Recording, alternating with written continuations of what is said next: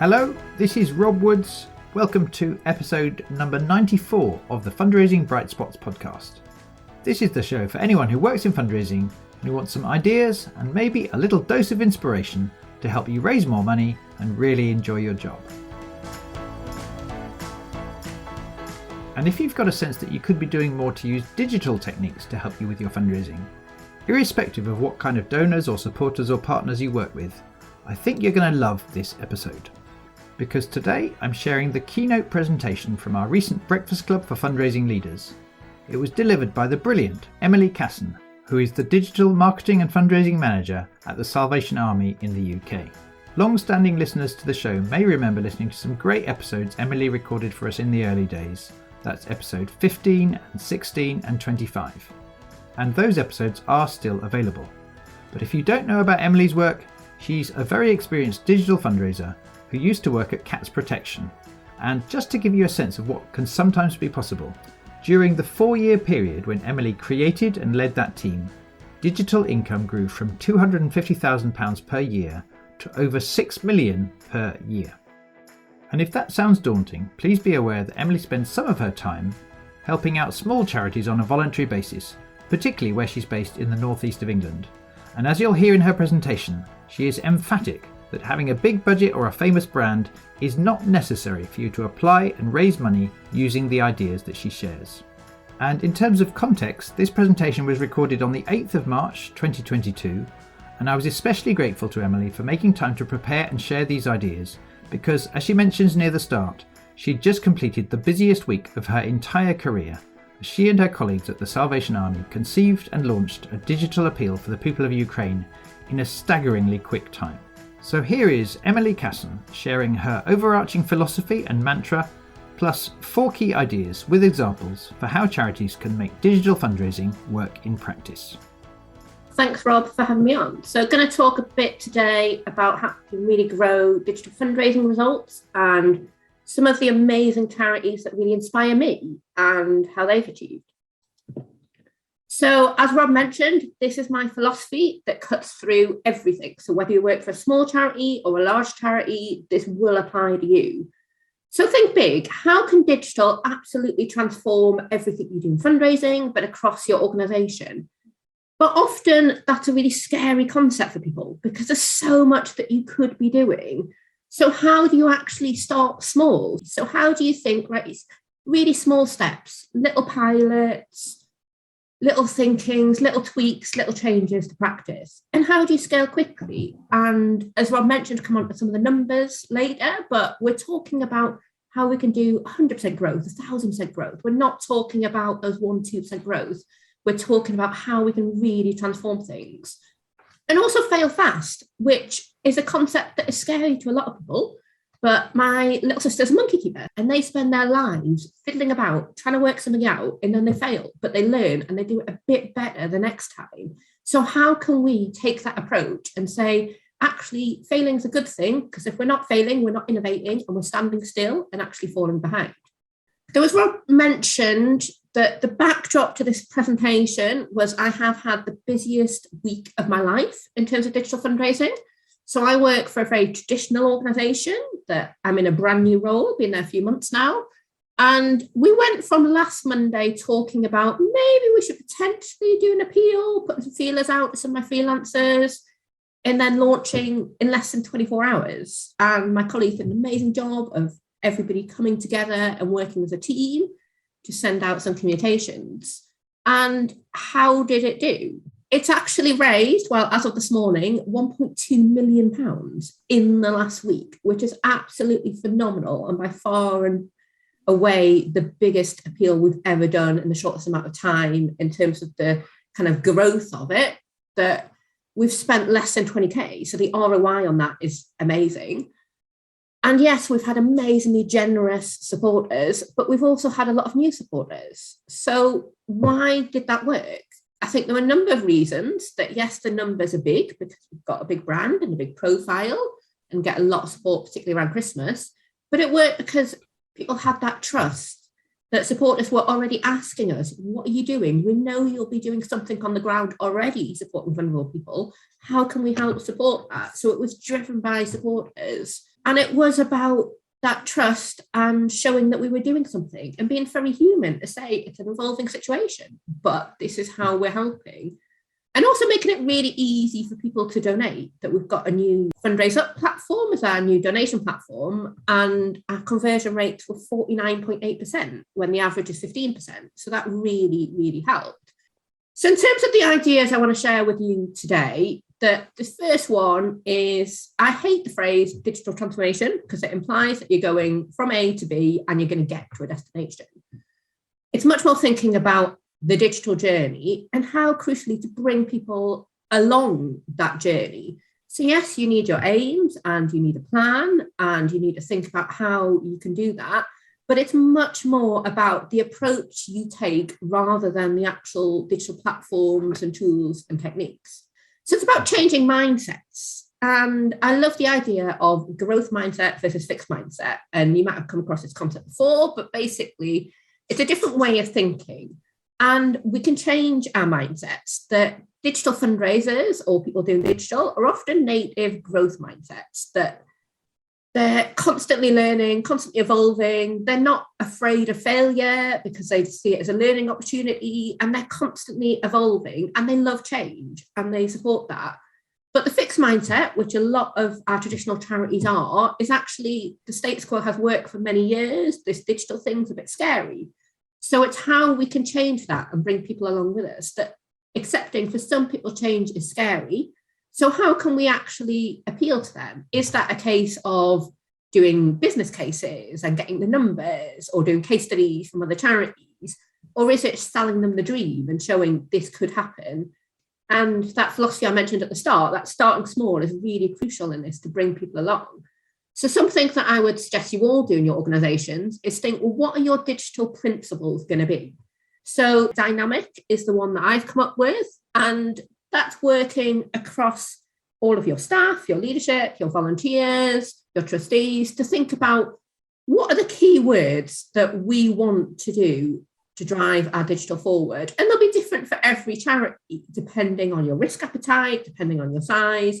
But I think that's something really practical you can take away and do. So who's doing this really well? That I was lucky enough to do a workshop recently with an amazing charity called Frank Water, which is a relatively small charity based down in the Southwest. And they were actually investing time in digital planning and upskilling staff and actually involving everybody and thinking, how could digital fundraising flow through everything? And the crucial piece a lot of charities struggle with is making the case for investment for something completely unknown. So it's how you can look at what other charities are doing and how you can do that small pilot and then scale it. So working with them on a plan to really build on their strengths. They are amazing at digital corporate partnerships. They send out some amazing social media packs to allow corporates to really get on board. And they've got some amazing corporates that really fit with their brand. So it's how you can get that synergy and share online. And moving very much to a test and learn approach, that not everything is going to work, and that is a bit scary, but actually you are spreading the risk by trying a lot of different things. So do check out this amazing charity that I love. So the second point that I would come to is around attracting the butterflies. So what do I mean by that? The butterfly donors are these donors that flick about different charities. So they're not as loyal as maybe previous generations were, but they're attracted by the cause rather than the charity, and they're attracted by the messaging. So how can we attract these butterflies? So part of it is actually our message needs to be really strong. We need to be really clear online. What is our aim? What is our goals? What do we want to achieve by using digital?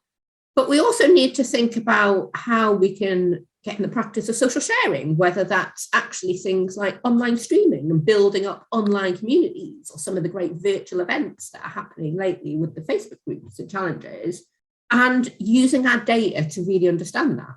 So one of the key things I would say to you all is about knowing your audience or your target audience. That when I was at Cancer Protection, one of my aims was to bring in a new demographic, a new generation of people. We had a very elderly donor database, which I think is common to many charities. So it was actually saying, how can we attract younger people? What is going to attract them? For some people, that's going to be a homeschooling ask. For other people, that's going to be they want tips about their cat. For other people, it's going to be the petitioning side in terms of they're interested in campaigning and lobbying. So it's really understanding your audience. And it got to the point that I knew exactly what my profile was, that I knew a 42-year-old woman on the way to work on a Tuesday morning on a mobile device, seeing a ginger cat that had a little ear injury rather than an eye injury with a cause-led messaging. That was going to be my best performing. So it's knowing your supporters to that level of detail to know what really works. And you don't need a lot of fancy tools for this. You don't need a lot of money to do this. Anybody can do this at any scale, looking at the data and insights. And also a lot of charities think very much in income products or different income streams. So how can you think, actually, we can amplify the message by all coming together to build some amazing journeys, and look at your data capture, that how you can really streamline and make that process work better for you, whether that's tweaking your pages or whether that's asking for different fields, whatever it is. So it's all about finding that sweet spot. So the right message at the right medium at the right time. For some charities, that's going to mean, right, get on the TikTok bandwagon and start using TikTok, and that's where your supporters are, and that's how you can engage them. For other charities, that completely won't be right. So it's you thinking for your charity, what will work. And this approach really works. That my target initially at Cat Protection was to recruit 2,500 new leads that we could maybe steward into long-term supporters. We actually achieved over 100,000, which is phenomenal. And these people are long-term supporters. So these people aren't just one-off donors we're talking about. These people that are stewarded into regular giving, into volunteering, campaigning, legacy pledging. And it raised a lot of money. And yes, that is a big charity with a big profile. But all of these techniques I'm talking about will work for a charity of any size. But you don't need to have a big charity. You can all do this in just spending half an hour this week thinking, right, what is my audience, or what is my target audience, and how I can reach them, whether that's starting with maybe a 50 quid Facebook advert, a really, really small scale, or whether actually just doing a campaign with friends and family, with supporters, asking them to spread the word for you. So there's a lot of different things you can do on a really small or no budget, because as Rob mentioned, I've done a lot of stuff with Northeast charities that don't have any budget to do this. But it's how you can do it on a small scale and make that case for investment. Hi, it's Rob, and I wanted to jump in very quickly to let you know about our 2 flagship courses designed to help you grow high-value fundraising results. That's the Major Gifts Mastery Programme and the Corporate Mastery Programme. We're now taking bookings for both as they start again in April 2022. But rather than have me tell you all about it, I thought it'd be most interesting if you could hear from someone who's done one of these courses recently. So here is Rhianna Jarvis from Sustrans, who did the Corporate Mastery Programme last year. I did the Corporate Mastery Programme in April till September last year, and it was great. It taught me some awesome techniques about how to negotiate existing partnerships and win new ones.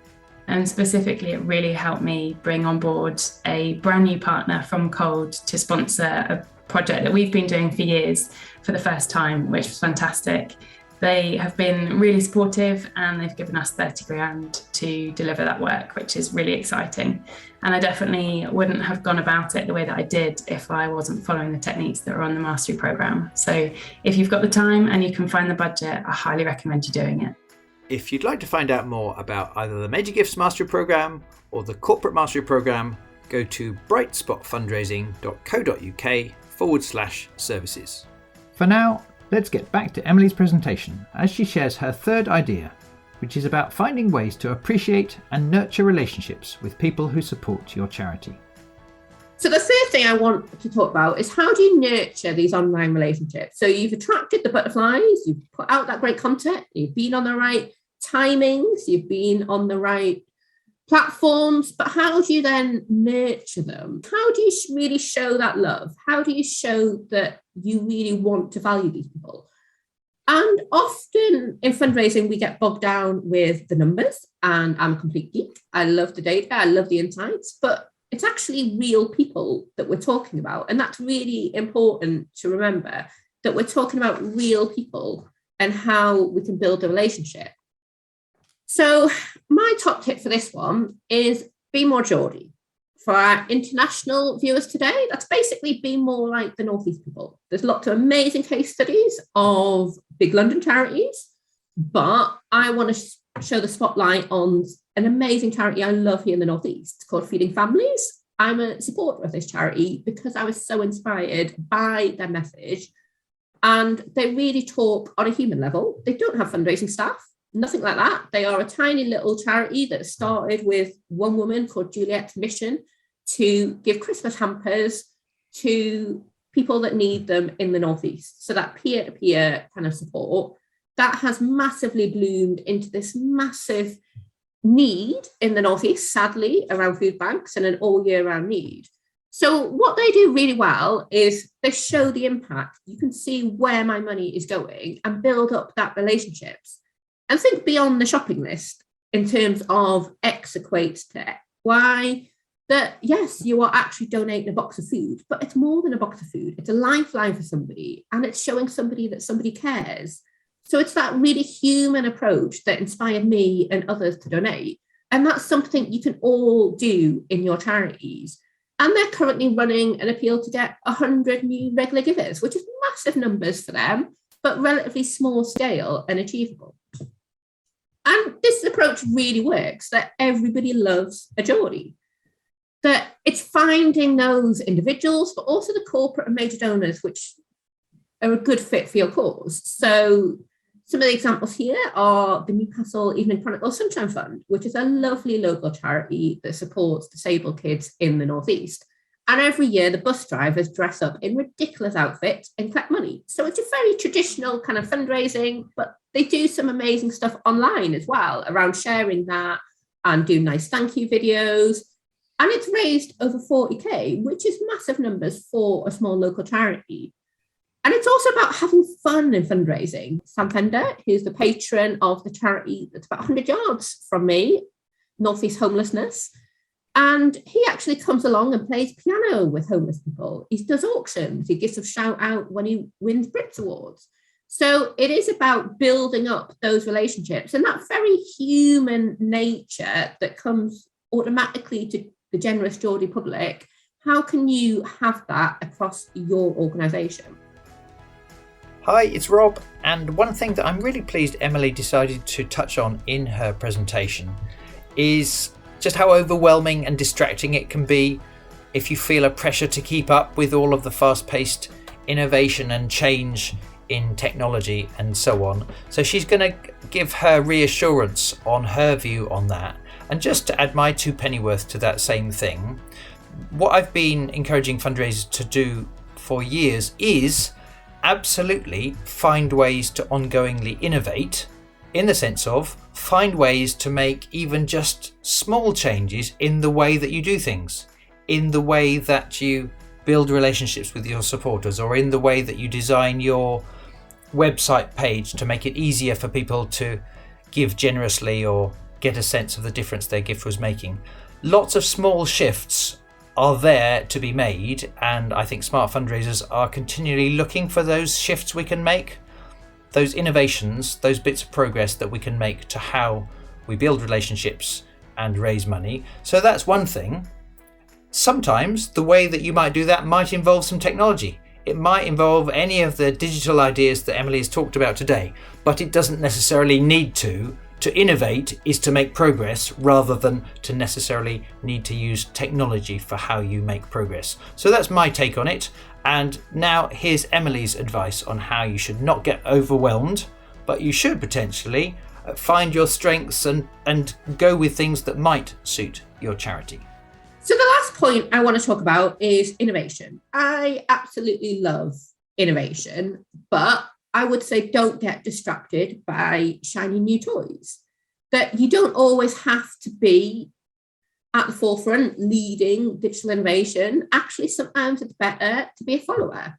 That in the past, I've done some pilots of contactless collection boxes years back when the battery life was hopeless and they were really buggy. And that actually put a lot of people off. So sometimes you're better waiting, seeing other people making those mistakes and then launching in. So who's doing innovation really well? So I want to give a shout out to Edinburgh Dog and Cats Home and the lovely Nicola and her team there. So they've really embraced cryptocurrency. They're one of the few charities to do so. And they got a massive donation last year of 87k. And they've had more donations this year. And it's not just donations, they're really building relationships and partnerships with people using cryptocurrency, different community groups on that, and different partners. And that's not going to work for everybody in terms of cryptocurrency, but they really embraced it. So what did they do differently as a relatively small Scottish charity? That it came about actually somebody wanted to donate and they didn't have the ability to take that donation. So they went and really researched this and really looked at it and invested in digital. And I don't mean invested in digital just in terms of money. I also mean in terms of time and in terms of learning and having that growth mindset I was talking about earlier and really thinking big. And they've also recruited a digital trustee, which I would urge all of you to do. That we're not all going to get Innovation Map with his Innovation Cat that some of you know, but that is something practical that all of the charities can take away and really say, actually, digital is really important to us. We want a voice at senior leadership level on that, and we want to really embrace it. But digital innovation doesn't have to be scary. That I've mentioned charities large and small today, some with big fundraising teams, some with no fundraising teams. And a lot of people think, oh, well, that's not for me. I need a budget for that. A lot of these things, you don't need budgets. And it's thinking about, well, what are those small steps you can make to really make that transformational change, like some of the charities I've mentioned today are making. Some of them are kind of further on that journey than others. But here's some starter for 10 suggestions that meet somebody in the chat and just mystery shop each other's donation pages and give feedback. And that could be the single biggest thing you do this week in terms of tweaking your donation page and improving your conversion rate. Or try signing up to your own email comms or testing your social. And it doesn't have to be some big innovation team. It can be as simple as setting up, right, we're going to have an innovation cuppa every month, invite staff, invite volunteers, invite supporters, invite audience along to share ideas, what they've seen in the outside world, what other charities are doing, and what you could do. So kind of come to the end now. So I want to leave you with this. So in terms of next steps, that think big. Where could you go with digital? How could you reach those transformational results other charities are making through changing your mindset and changing your approach? How can you start small? How can you do those constant tests and learns and pilots? And how can you scale quickly or fail fast? And be ambitious and support each other. And something I would say is all charities are somewhere on this journey. So find a one that's in a similar place to buddy up with and find a one a bit further along that you can talk to and get advice from. But I basically want to leave you with this message that go forth and do digital. It's not scary and it can absolutely transform your fundraising. Hi, it's Rob. And when we do these Breakfast Club for Fundraising Leaders events, we tend to have a little bit of time at the end of the talk to get some questions from the audience, which I then pose to Emily by finding those questions in the chat box and posing them to Emily. And in this episode, I thought I'd include just 2 or 3 while we've got time. So firstly, someone referred back to the results Emily mentioned near the beginning of the talk in terms of conversion rates she's achieved in her current appeal. I think she said a staggering 49% they've been able to achieve. So I asked Emily for a little bit more insight about how she felt those had been achieved. So we introduced a new fundraising platform called Fundraise Up, and part of that is using AI to do different price prompts. So it's really using that learning and really understanding the audience to give them a prompt that works for them. But part of it was just the basics. We stripped it down. What is the easiest flow for supporters? We did a lot of testing with supporters to make that flow look really, really easy for them and really intuitive and user-friendly. So our previous forms were, if you think of a direct mail pack, kind of on a web screen. So it was very busy, it was very confusing, whereas the new process is much more, right, step 1 to step 2 to step 3. And we did a lot of testing in terms of actually did that approach work, and having a checkout. And then there was another question in the chat box to do with data capture and how hard it can be to encourage people who support your cause to leave their data with you so that you can stay in touch with them, including and especially younger people being really reluctant to do that. So one person was posing the question, Emily, what do you think about that issue? How might we solve it? And in particular, he had heard of this newish platform called Toucan, and he wanted Emily's view on that platform. So Toucan was on Dragon's Den recently, and it's very much around the support they're giving to different charities without that data capture. But I think what I would say around data capture is basically give people a reason to sign up to your emails, to follow you on social media, that people are passionate about charities. And yes, a lot of people, it's very much seen as, younger generations don't want to give us the details. But it's like, well, actually, are we giving them a reason to? If you're really interested in the cause, you're going to want to get updates about it. So it's really being clear on that. And Toucan might take off, but I would say actually it's more about the cause rather than charity. So it's how you can really get across the impact people are making and say, right, if you sign up to our emails, this is the amazing content and the added extras we're going to give you, or on social media, rather than being afraid to ask for your data. And then finally, this was probably the most common question that came up in that chat box. People in the event were asking, Emily, what if you're only a very small charity, or if you're really brand new to applying digital techniques to your fundraising? How do we get started? I would say starting by, why do you want to use digital? So it's very basics, that digital will be a great tool, but you still need the message and you still need to think why you're using it, rather than just saying, everybody else is on digital, we need to be. So it's actually thinking, right, is it recruiting new supporters? In which case, I would say take a storytelling approach that starts small. Often small charities start with friends and family and spread out from there. So it's very local rooted, and that's when you can really build strong relationships with people. So you don't need to necessarily start with a budget. It can start with that initial network online. And it's basically asking your existing supporters, asking those 100 people you do have, right, can you all tell a friend about this? That's something really practical you do. And overnight, you've then doubled your database. So it's that sort of really practical thing that you could do.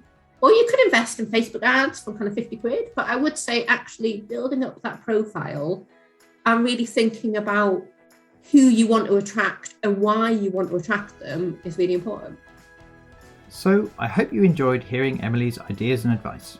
If you did, and you've not yet subscribed, please do that today so that you don't miss out on all the episodes we've got coming up, as well as access to all the previous ones, including episodes 15 and 16, also with Emily, which are well worth a listen.